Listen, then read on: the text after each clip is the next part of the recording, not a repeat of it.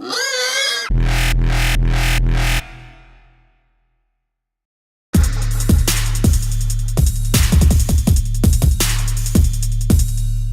what's up? How's it going? My name is Nico, and I wanted to share with you guys one of my new tracks coming out. It's called Step Up. I got it featured on one of my homies' YouTube channel called All Trap Nation. Go check it out. All Trap Nation, great channel. Get a little shameless plug here. I kind of wanted to get like a marching band feel, hence with the brass and whatnot. So let's go ahead and check out what I did first. So I actually sampled a little cadence here. Let's start this off real quick. Just something simple. I did nothing to this. Basically just EQ'd it. Obviously just take out the lows. Took a little bit of the mid to high section right here, but nothing crazy. Then simply added a little lower notes, kind of the toms. Just to add like a little rhythm, just to add a little funk to it. This is it together.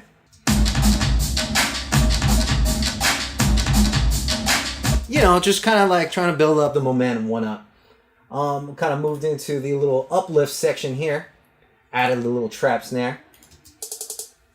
Simple. Like I was saying, I love that big brass sound. God, I can't think of the artist that does it, but you guys are all probably going to comment on YouTube and be like, this idiot, he totally forgot who it was. But anyway, now my brass hits aren't synths. They're not synths, it's just samples. And you can find tons of brass samples online. You could even find them for free. Just try them out, test them out, see which one works the best. If we take a look at the brass section I have here, this is kind of like, my favorite part of the song. It kind of has that Hudson Mohawk, Tonight feel to it, which is, getting pretty popular within, well, not getting, but has been pretty popular with the whole trap movement. So check them out right here.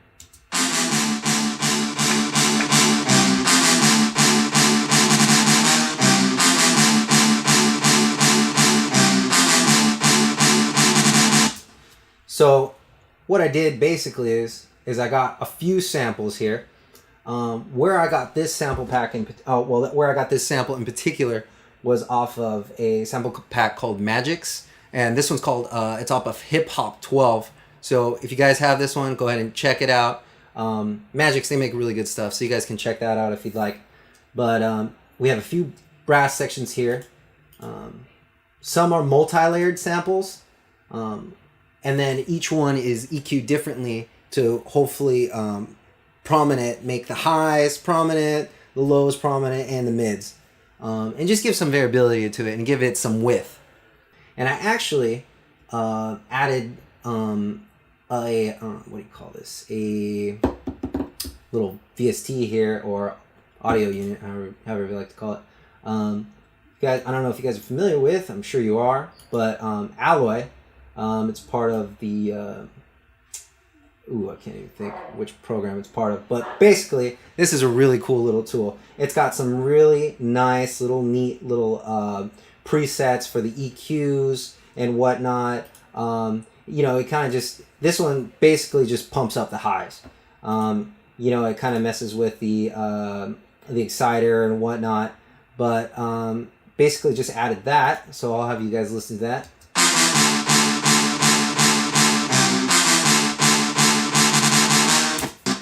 All right, and then without it.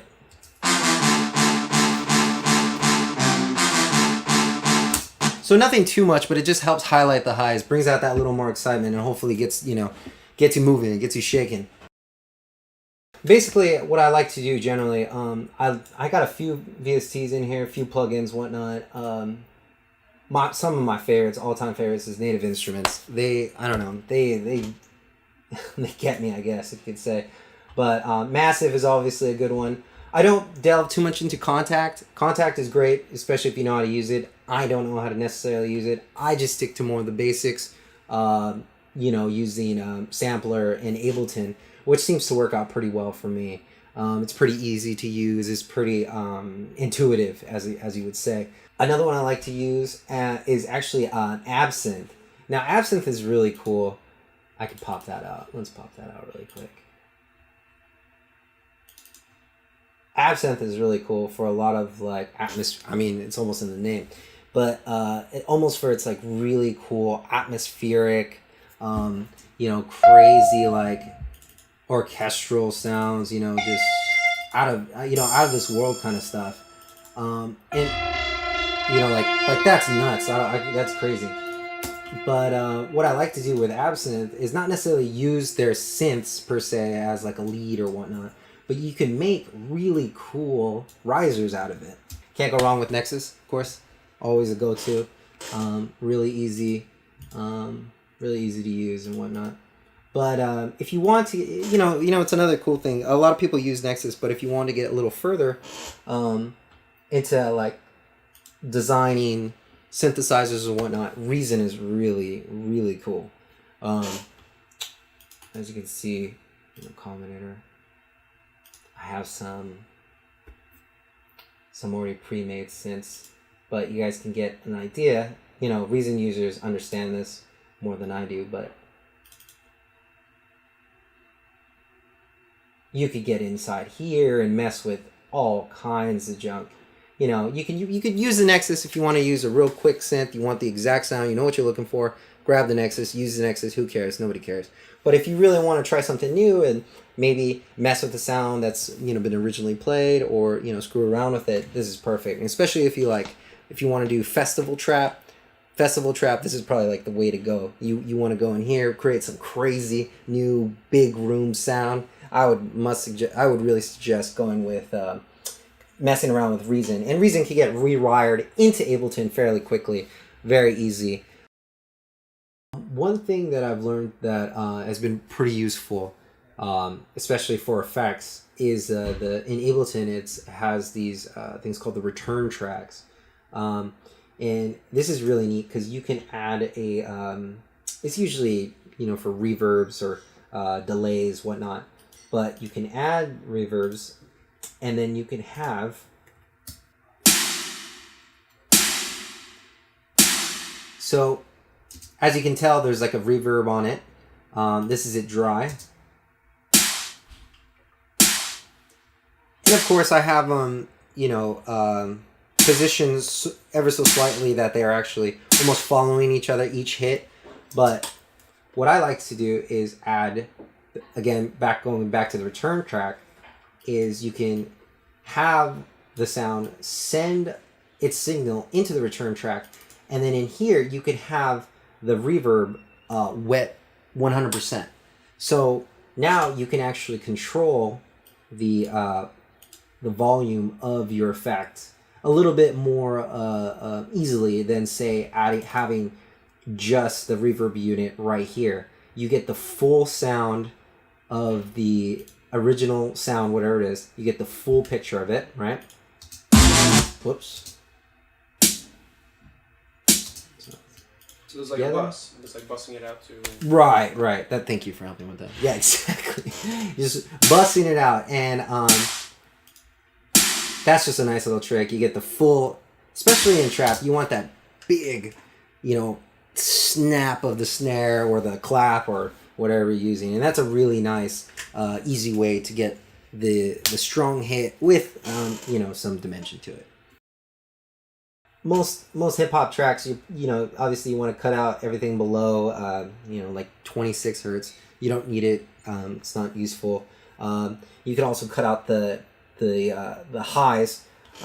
See right here, as I did right here, and I just used a little EQ8, and then I took away a little bit of the mid range, boosted the highs, boosted a little bit of where the sub was coming out. Nothing crazy, nothing revolutionary. Right here I have a C6. This is a really cool plugin, but again, you can use the compressors on Ableton or Fruity Loops. They're all going to do the same thing. Sometimes these are cool because you can hear the presets of professionals, and you could get a little bit more of a grasp of, okay, where do I need to come in with it, or how much do I need to put the threshold, or how much do I need to recover with the gain, stuff like that. The C6 is really cool. I believe it's off of with Waves. And this is just their default B. I put it on, sounded great, and it's I believe it's a multi-band compressor, which is super complex. I don't even really understand it too much, but really cool VST. And then I also added the alloy here. Again, close this. Now I didn't use any presets for this, but alloy has this really cool effect with its exciter. You could do this pretty much on any track, really. So this is the track without the exciter. I don't know if you could tell, but... Okay, now with the exciter...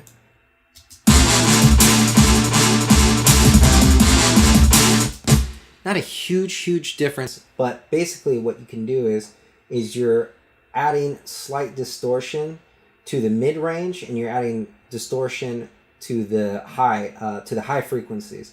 And what this does is it makes almost like, if you would imagine like this, the V type of shape, is that you're extending and pushing out the mids and highs to give that big room feel without having to either pan or add various samples or instruments to give that width.